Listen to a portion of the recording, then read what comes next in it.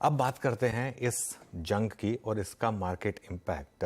Israel ने Hamas के खिलाफ हमले तेज कर दिए हैं। वो जो टेररिस्ट अटैक हुआ उसके बाद लड़ाई में अब तक करीब 1100 लोगों की जान जा चुकी है। इस जंग की वजह से ग्लोबल मार्केट्स में भी इम्पैक्ट और खास तौर से क्रूड में जोरदार उछाल आया है।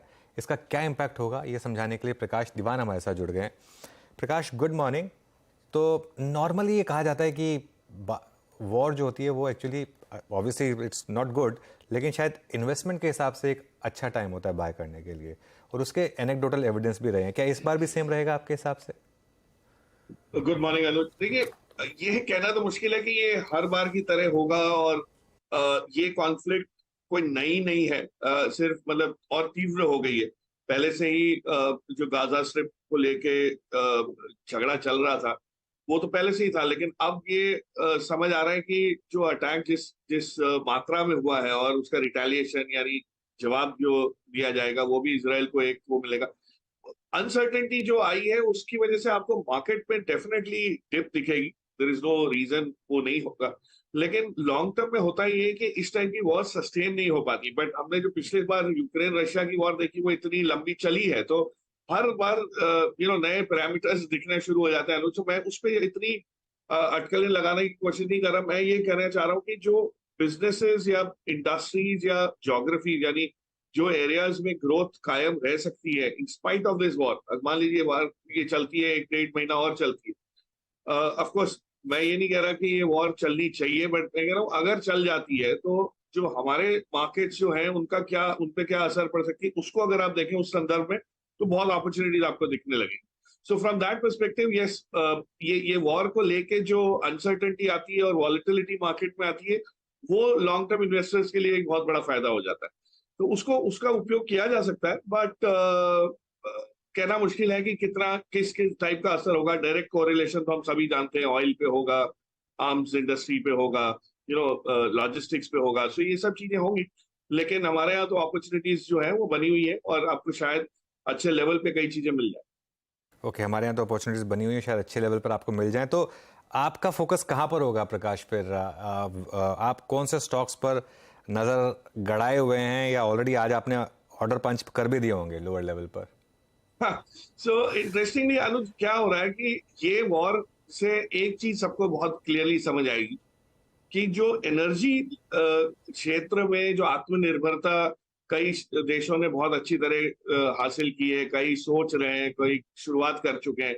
आप देखिए अब हिंदुस्तान में प्रधानमंत्री मोदी जी की वजह के विजन की वजह से जो रिन्यूएबल्स पे हमने फोकस देखा है पिछले कुछ सालों में, और आगे चल के हम जो और भी बड़ी उसमें रफ्तार से बढ़ रहे हैं, वो चीज आपको हर देश में दिखेगी। क्योंकि कोई भी देश ये नहीं चाहेगा कि ऑयल पे डिपेंडेंस इतनी ज्यादा रहे। और ये चीजें जो है मिडल ईस्ट में जब भी कुछ ये इस टाइप का कुछ वो होता है तो ऑयल का एक बेस जो है वो आगे की तरफ होने लगता है, क्योंकि डिपेंडेंस ऑयल पे जो बहुत ज्यादा है आज के मार्केट में। यूएस ने कम कर दी है, यूरोप में थोड़ी पॉकेट्स में कम हुई है, इंडिया में कम होने शुरू हुई है। तो मुझे लगता है रिन्यूएबल्स पे फोकस इससे बहुत ज्यादा आएगा।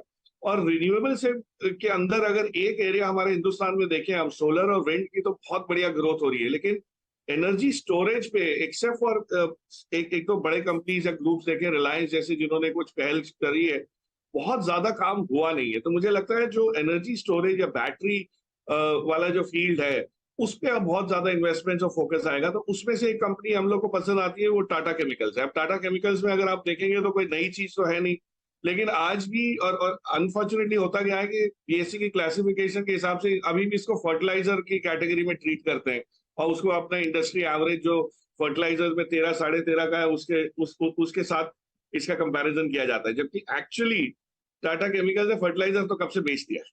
और अब ये जो काम कर रहे हैं वो बैटरी में जो केमिकल्स लगते हैं उसमें कहीं ना कहीं उस वैल्यू चेन में काफी कुछ सप्लाई करना शुरू कर देंगे, और ग्लोबल है ये सिर्फ हिंदुस्तान का नहीं मैं बता रहा। सो आई थिंक इस टाइप की कंपनीज जो है जो अच्छे मैनेजमेंट ड्रिवन है, अच्छे सेगमेंट में है, और जहां पे ज्यादा कंपटीशन नहीं है स्केल का, वैसी चीजों को अगर आप देखिए। और दूसरी चीज बैंक्स है अनुज, आपने आज बहुत बढ़िया सुबह समझाया कि भाई आईटी तो बॉटम आउट अप्रैल से हो चुका है।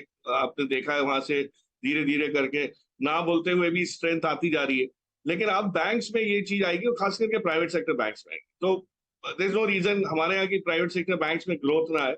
Lot of growth will come into India, और इंडिया में ग्रोथ को वो करने के लिए, सस्टेन करने के लिए, उसको सपोर्ट का सहारा देने के लिए बैंकिंग सिस्टम में क्रेडिट ग्रोथ आएगा ही आएगा. So I think that's what you have to look at. Private sector banks थोड़े से फिलहाल कंसोलिडेट हो रहे हैं. पीएसयू बैंक्स ने बढ़त हासिल की, अब प्राइवेट सेक्टर की बारी है. प्राइवेट सेक्टर बैंक में बहुत सारी चॉइस है, but from a risk reward perspective मुझे लगता है आज भी एचडीएफसी बैंक अगर आप लेते हैं with 6 months to 12 months view, अगर आप शॉर्ट टर्म ट्रेडर हैं तो भी, पोजिशनल हैं तो 6 months भी देख सकते हैं, लेकिन लॉन्ग टर्म बेसिस पे ये कहीं ना कहीं अपने आप को रीसेट करेगा, इंप्रूव करके दिखाएगा. और सारे मेट्रिक्स जब आने लगेंगे कंबाइंड एंटिटी के, कोई कारण नहीं है कि यहाँ से 30-40% आपको ग्रोथ अगले 2 साल में ना दे सके. देखिए, मार्केट वापस